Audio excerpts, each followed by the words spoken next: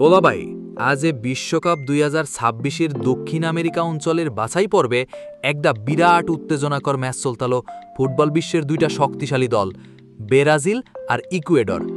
গুয়াকিলের stdio monumental Banquo পিচিংচা স্টেডিয়ামে চলতালো খেলা।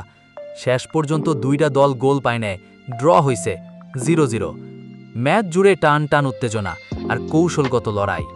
বিশেষ কইরা মগো ব্রাজিলের নতুন কোচ কার্লো আনচেলত্তির এখানে প্রথম ম্যাচ, হেগারে সবার চোখ আসিল হেগাইয়া। ম্যাচের শুরুতেই দুইটা দল এই ডিফেন্সে মনোযোগ দিছে।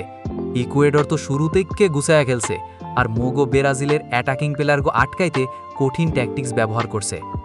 ব্রাজিল বল বেশি পাইও গোলের তেমন চান্স তৈরি করতে পারে নাই। ভিনিসিয়াস জুনিয়র তো কয়টা ভালো মুভ দিছিল, কিন্তু গোল পায় নাই। মাঝমাঠে কাসিমিরো আর ব্রুনো গিমারাইশ খেলা তৈরির চেষ্টা করছে, কিন্তু ইকুয়েডরের শক্ত ডিফেন্স তাগো আটকাইয়া দিছে। ব্রাজিল দলে আজকে নতুন পোলাপাইন এস্তেফা উইলিয়াম নামছে। 18 বছর বয়সের এই ফরোয়ার্ড তার গতি আর ড্রিবলিং দিয়া একটু নজর কাটছে, কিন্তু এক্সপিরিয়েন্সের অভাব টের পাওয়া গেছে। অন্যদিকে ইকুয়েডরের মিডফিল্ডার মোয়েসেস কাইসেরো তো দুর্দান্ত খেলছে।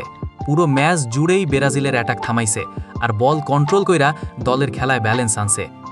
এই ম্যাচের ড্রয়ের পরে পয়েন্ট টেবিলে বড় কোনো চেঞ্জ হয় নাই, তবে দুইটা দলের জন্যই এটা একটা গুরুত্বপূর্ণ স্টেপ। ইকুয়েডর এখন 24 পয়েন্ট লইয়া টেবিলে 2 নম্বরে আছে, যা তাগো বিশ্বকাপে সরাসরি খেলার ভালো চান্স দিছে। মগো ব্রাজিল 22 পয়েন্ট লইয়া 4 নম্বরে আছে। 6টা দল সরাসরি বিশ্বকাপের খেলার চান্স পাইবে। তারপরও ব্রাজিলের অ্যাটাক লইয়া প্রশ্ন উঠছে। এত ভালো ভালো প্লেয়ার থাকার পরেও গোল না পাওয়ায় চিন্তার বিষয়। কার্লো আনচেলত্তির প্রথম ম্যাচ হিসাবে এই পারফরমেন্স খুব একটা খারাপ না হইলেও প্রত্যাশা অনুযায়ী না। ব্রাজিলের ফ্যানরা চাইবে সামনের ম্যাচগুলায় দলে আরও ক্রিয়েটিভিটি বাড়ুক আর গোলের চান্স বেশি তৈরি হোক। আগামী 10 তারিখে মগো ব্রাজিলের পরের ম্যাচ প্যারাগুয়ের লগে, যেখানে তাকে অবশ্যই জিততে হইব। একই দিনে ইকুয়েডর খেলবে পেরুর লগে। এই দুইটা ম্যাচ ওই বাছাই পর্বের জন্য খুব গুরুত্বপূর্ণ। আজকের ম্যাচটা ছিল ডিফেন্সিভ কৌশলের একটা উদাহরণ, যেখানে অ্যাটাক ফেল হইলেও খেলায় কৌশলী উত্তেজনার অভাব আসিল না।